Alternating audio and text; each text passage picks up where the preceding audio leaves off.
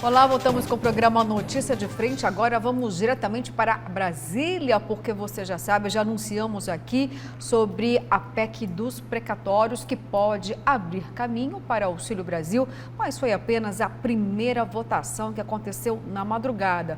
Vamos ver então os detalhes. Já era madrugada de quinta quando o plenário da Câmara aprovou por 312 votos a 144 a proposta de emenda constitucional dos precatórios. Precatórios são dívidas da União que não podem mais ser contestadas na Justiça. O presidente da Câmara, Arthur Lira, liderou as negociações para garantir a presença de deputados em Brasília depois do feriado e liberou a votação remota para parlamentares que estavam em viagem oficial. Lira negociou pontos como a ampliação do parcelamento de dívidas de estados e municípios. A votação em segundo turno ficou para a semana que vem e depois a proposta segue para o Senado. De maneira geral, ela limita o pagamento dessas dívidas no ano que vem e, com isso, sobra dinheiro para pagar o Auxílio Brasil. A expectativa é de um saldo a mais de 91,6 bilhões de reais no orçamento do próximo ano. Uma fatia deste valor irá para a correção do salário mínimo e pagamento de benefícios previdenciários. A maior parte, cerca de 50 bilhões, vai ajudar a bancar o Auxílio Brasil, que custaria um total de 84 bilhões de reais no ano que vem, com um pagamento mínimo provisório de R$ 400. O resultado no plenário teve a participação direta de partidos considerados de centro-esquerda e abriu uma crise em alguns deles. O presidente do PSB, Carlos Siqueira, usou uma rede social para lamentar. No PDT, Ciro Gomes suspendeu sua pré-candidatura à presidência da República. Em entrevista exclusiva na Praça dos Três Poderes à repórter Nathalie Machado, o presidente Bolsonaro criticou parlamentares que votaram contra a proposta. Questionado se o Auxílio Brasil começa a vigorar ainda esse ano, Bolsonaro condicionou o pagamento ao Congresso Nacional. Ontem, mais de 100 deputados votaram contra os pobres, por birra, por ser eu o presidente. Tá? Não querem atender os pobres, nunca vi isso. Partido de esquerda, é comum, né? Até votar contra a gente, mas votar nessa questão também é uma maldade muito grande. Ao convocar os deputados para a votação na noite de quarta-feira, o presidente da Câmara, Arthur Lira, ressaltou que a proposta dos precatórios abre espaço no orçamento para uma outra questão importante para a economia: a prorrogação da desoneração da folha de pagamento das empresas dos 17 setores que mais empregam no país. Juntas, essas companhias são responsáveis por mais de 6 milhões de trabalhadores. Especialistas consideram que manter a desoneração é essencial para evitar as demissões. Nós estamos todos com interesse na manutenção desses empregos. Tá? Eu acredito que todos os setores do Brasil mereçam ter sua folha desonerada. É uma discussão que a Frente Parlamentar do Empreendedorismo vai começar a fazer nessa casa para que se encontre uma forma de desonerar todos os setores. Mas o que nós temos são 17 setores com milhões de empregos que estavam sem espaço fiscal, que nós vamos resolver também na votação dessa PEC de hoje. O governo alega que a desoneração exigiria 10 bilhões do orçamento. Mas a Brascom, que atua no setor de telecomunicações e internet, contra-argumenta e diz que a equipe econômica não levou em conta no cálculo o impacto das arrecadações do imposto COFINS, importação e do consumo gerado pelos funcionários contratados pelos setores desonerados, o que geraria uma arrecadação de quase 13 bilhões de reais para o governo. Bom, como a PEC ainda vai ferver na semana que vem, terça-feira, na segunda votação, vamos falar então dos desdobramentos políticos até esse momento. E por que eu estou falando de desdobramentos políticos se nem houve a votação? Porque eu vou agora pedir ajuda aqui para Kleber Lima. Diz pra gente, pode acontecer de fato um racha na oposição? Porque quem é da oposição votou a favor da PEC, ou seja, isso favorece o presidente da República, Jair Bolsonaro, para a corrida das eleições presidenciais 2022. E aí, Kleber Lima, isso quer dizer que os 312 votos conquistados, a duras penas, pode diminuir esse número na segunda votação e a PEC, de fato, ser engavetada? O que a gente pode esperar da oposição diante da postura, principalmente de Ciro Gomes, que jogou a toalha, suspendeu até o fato dele participar das eleições? Olha, eu acho que lá na Câmara Federal está acontecendo algo semelhante com o que o Onofre Ribeiro falou da Câmara de Cuiabá, né? É um dos aspectos, a força do cheque, que lá no Congresso Nacional é um cheque mais real, mais concreto, que chama emenda, liberação de emenda. O presidente da Câmara joga bem com esse instituto, que é um instituto legal, é a mesma coisa que a gente fala. Eu vou fazer uma analogia aqui perigosa, mas eu vou fazer, que hoje eu estou entusiasmado para fazer. É o seguinte, é como a gente fala de droga lista e droga ilícita, né? O álcool e o cigarro são drogas lícitas que as pessoas têm direito de comprar, mas é droga e causa dependência química e leva as pessoas a sofrerem de doenças terríveis e desarmonias e briga e acidente de trânsito e mata pessoas e lota o sistema de saúde, mas é lícito. E tem as outras drogas que são ilícitas. A emenda é uma droga lista, nessa analogia, é isso que eu quero dizer. Porque ela serve também como instrumento de barganha no Congresso Nacional, na Câmara dos Deputados, e essa barganha, em alguns casos, ela pode ser traduzida como corrupção. Sim, pode. É o que acontece, né? Então, esse é um dos aspectos que levaram o presidente da Câmara, Arthur Lira, a obter alguns votos, inclusive da oposição, inclusive do PDT, do Ciro Gomes, inclusive do Podemos, que receberá na semana que vem o ex-ministro Moro, que é pré-candidato a presidente da República. Um outro aspecto é o medo que esses parlamentares têm desse discurso que o presidente acabou de fazer na matéria. Que eles vocês estão votando contra os pobres. Então, alguns parlamentares têm medo de serem depois confrontados com esse argumento e não saberem se defender. Porque, na verdade, esse é um argumento político, ele cabe, ele é legítimo. É óbvio que o presidente vai buscar o melhor argumento que ele tiver a seu favor para defender a medida, que é a PEC dos precatórios.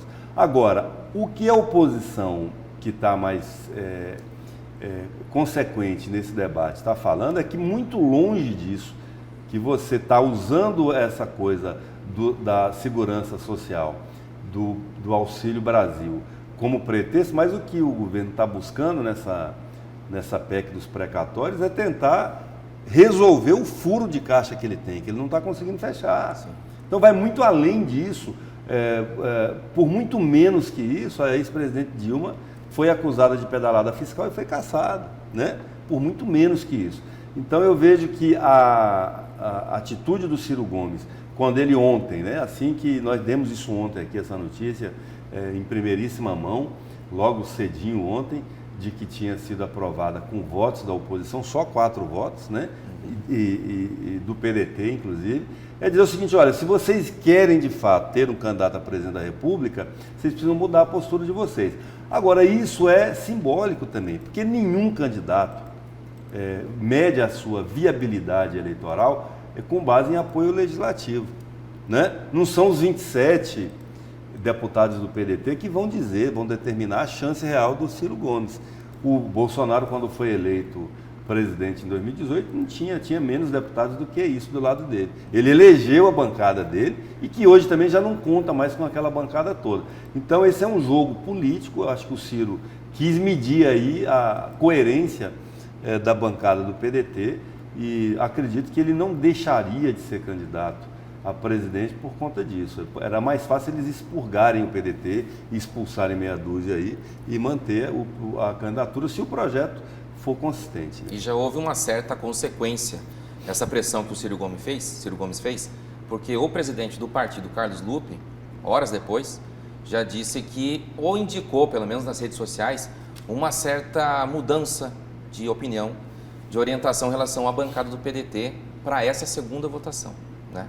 Ou seja, a pressão de um presidenciável, que tem um projeto importante de poder para o ano que vem, já meio que mexeu com a liderança do partido, né?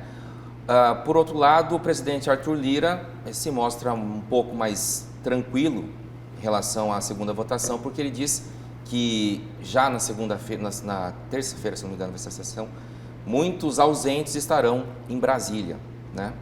Inclusive, uma das ausências bem curiosas de se destacar foi do deputado federal Nelson Barbudo, que é um aliado de primeira hora aqui do presidente Jair Bolsonaro e que não esteve presente, né? O voto dele seria realmente muito importante, alegou problemas de saúde. E ele certamente estará presente e na conta, da cabeça do presidente Arthur Lira, essa segunda votação pode passar até com certa folga. O Kleber tocou num ponto importante, que são as emendas. Nesse espaço de 91 bilhões, pelo menos 20 bi devem ser destinados às emendas para os deputados. Muito bem, Daniel. Olha, só que para você entender direitinho por que a gente comentou tanto aqui sobre o PDT e Ciro Gomes, eu vou mostrar aqui as declarações do Ciro Gomes no Twitter. Ele usou as redes sociais para manifestar toda essa articulação. Vamos colocar nesse momento, então, as manifestações de Ciro Gomes no Twitter. Vou pedir aqui para a nossa técnica colocar lá, para que você possa também ler junto conosco aqui. Já temos aí, gente, na agulha, as declarações de Ciro Gomes no Twitter.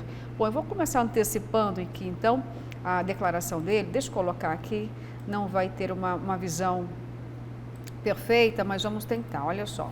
A mim só resta um caminho, deixar a minha pré-candidatura em suspenso até que a bancada do meu partido reavalie sua posição. Temos um instrumento definitivo nas mãos, que é a votação em segundo turno, para reverter a decisão e voltarmos ao rumo certo. Acho que tivemos algum probleminha ali em cima que a gente não conseguiu colocar. Estou tentando ver aqui se a gente consegue, porque seria importante para você entender, né? Melhor isso. Olha só, do Ciro Gomes, se puder colocar aí para que a gente possa mostrar ao nosso telespectador. Obrigada, pessoal. Olha só, há momentos em que a vida nos traz surpresas fortemente negativas e nos coloca graves desafios. É o que sinto nesse momento ao deparar-me com a decisão de parte substantiva da bancada do PDT, né? Isso. De apoiar a famigerada PEC dos precatórios. Ou seja, se não me falha a memória aqui, Kleber, 24 parlamentares, dos 24 do PDT, 15 votaram a favor da PEC.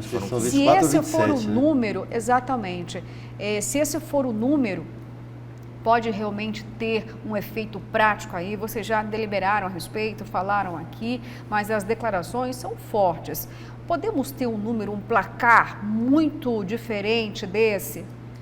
Eu acredito que sim. Assim, na verdade, o que o PDT alegou, falou, olha, havia sim um acordo, ainda que tácito, entre o partido e os parlamentares, para eles poderem votar conforme a sua consciência. Tanto assim que os deputados federais do Ceará, o estado do Ciro, acho que 4 deles votaram a favor do governo nesse caso. Eu acredito que a postura do Ciro fará o PDT reverter a posição dele, como eu acredito que a chegada muito embora a filiação do Moro é dia 10 e a próxima sessão está marcada para terça, né? Dia 9. Que é dia 9, um dia antes. Mas só o fato do Moro e outra, isso é um assunto que a gente tem que entrar, o Moro está entrando bem aí, me surpreendendo nesse debate de sucessão, muito melhor do que eu imaginei que ele entraria, com uma adesão, uma aderência grande, e o Podemos também vai ter que fazer uma escolha. Se quer Moro, vai ter que meio que votar com a oposição nesse assunto. Se não quer o Moro, dá tempo, inclusive, dele mudar de partido, né? Não sei como é que isso vai reverter lá. Mas a votação pegou os líderes da oposição assim de surpresa, e eles estão mais alertas agora. Todos começaram a se mobilizar. Mas o PSDB começou a se mobilizar, o PDT, o PSB, né? O PT foi tranquilo nisso, e até o setor do MDB, que também é oposição. Então, eu acredito sim numa reversão disso. Também é possível que haja uma mobilização maior da bancada governista. Por exemplo, esse vacilo aí do Nelson Barbudo não vai acontecer de novo. É um vacilo que eu digo assim, porque se foi um dos motivos que garantiram, Luciana e Daniel, a aprovação da PEC em primeiro turno, foi uma manobra regimental do Arthur Lira permitindo o voto remoto. Então, assim, que doença foi essa? Estava na UTI o Barbudo, para não conseguir votar remotamente. Cada voto era muito importante. Então, assim, foram só 4 de folga. Então, assim, é uma doença grave, né, para ele não ter conseguido votar. Então, isso não vai acontecer. Eu acho que até de muleta a turma vai votar na semana que vem. No meio desse jogo político aí que o contra que o Kleber citou, sobre emendas, inclusive, a conversa que tinha nos bastidores é que, inclusive, o Planalto estava de olho em quem votou contra, para depois, lá na frente, cortar as emendas. Aí. Ou segurar. Põe a Moeda baba de molho aí, total. Barbudo. Põe a baba de molho que o trem pode engrossar, né? E um detalhe nesse jogo de sucessão, que não guarda relação direta com a PEC dos precatórios, mas uma notícia que agitou os bastidores políticos ontem, que foi a renúncia do procurador Deltan Dallagnol, do Ministério Público. Ele tinha 2 grandes personagens na Operação Lava Jato, né? Inclusive, são personagens de filmes, de séries que tem aí, muito legais para a gente poder ver.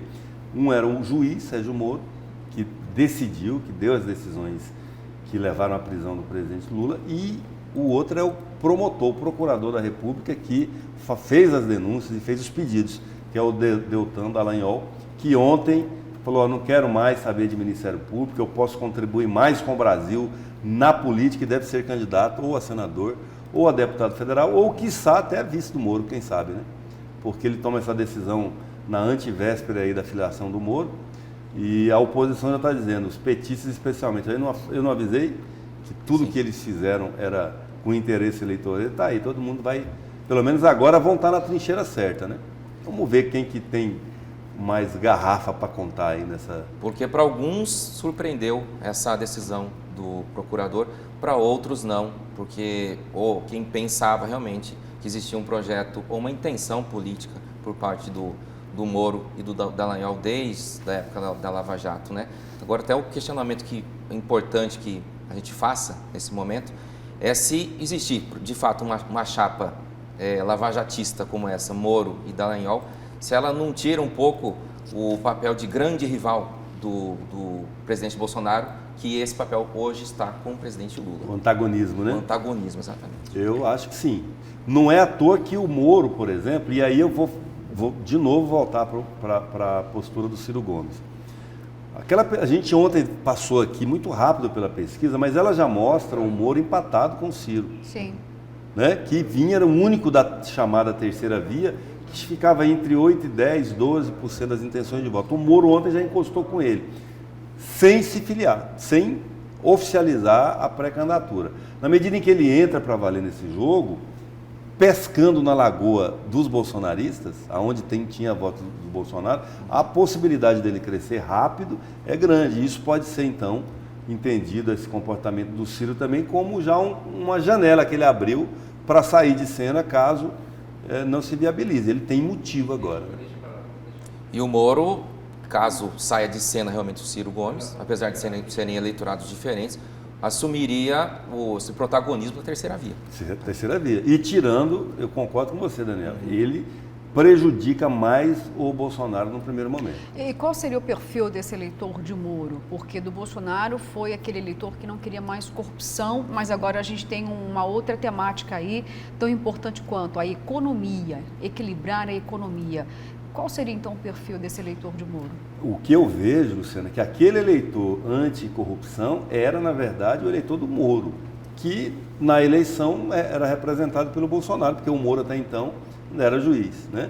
O Moro, depois que o Bolsonaro ganha, o convida para ser ministro, que ele renuncia à toga e vira ministro.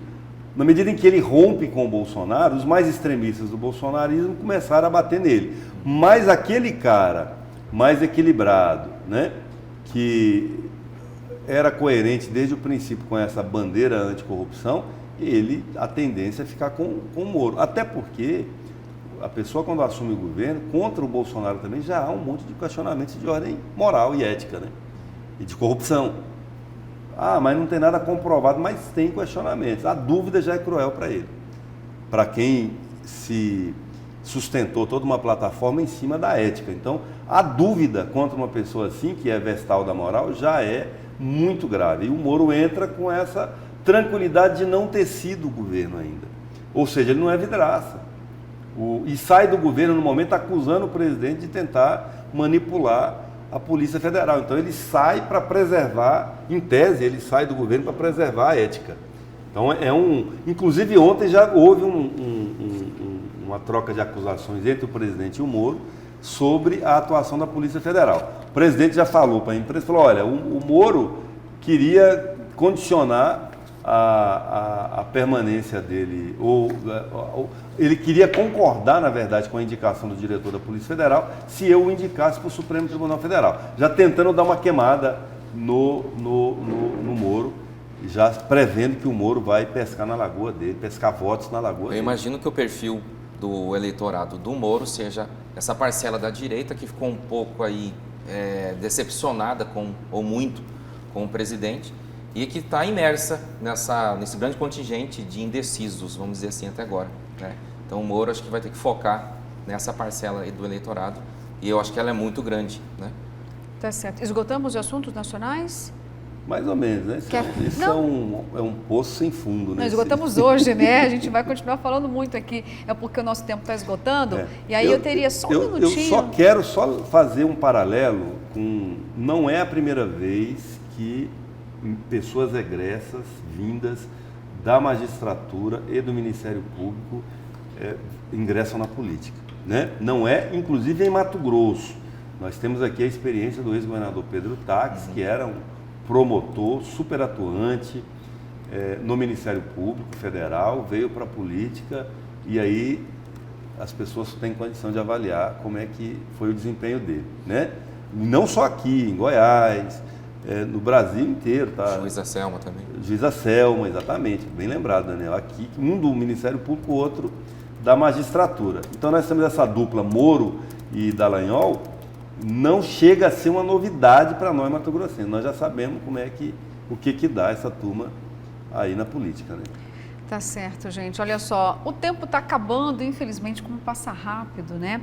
Mas eu gostaria que, Daniel, um minutinho, mostra pra gente a manchete aí do Jornal A Gazeta, porque voltamos a falar aqui da Câmara, então, já que você vai trazer uma informação aí, que é destaque hoje também no portal Gazeta Digital e a manchete do Jornal A Gazeta. Tá aqui, então, a Câmara recebeu ontem, né? Isso é uma informação que nós tivemos, um segundo pedido de abertura de comissão processante.